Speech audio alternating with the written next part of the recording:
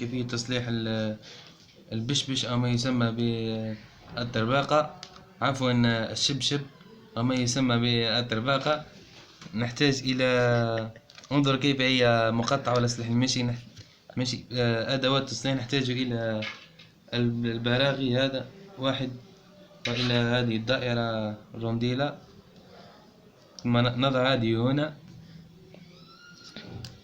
ثم ندخل هذا قليلا لكي ندوره هكذا أجزائي. وعفوا نحتاج إلى هذا المفك البراغي، ندخل هذا مفك البراغي،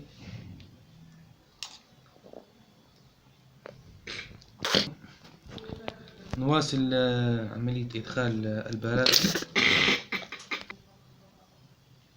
هكذا نواصل هكذا. تحتاج إلى طاقة كبيرة وعضلات مفتولة لكي، قلت لكم يجب أن تحتاج إلى عضلات مفتولة، وإن كنت لا تملك عليك الدخول إلى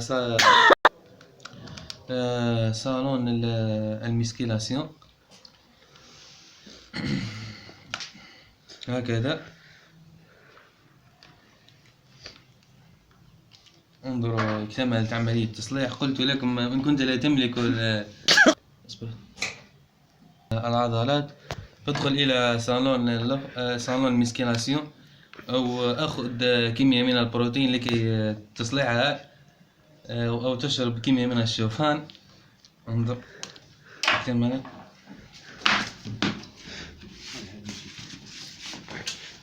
أصبحت صالحة للمشي الآن. شكرا لكم. نرجو منكم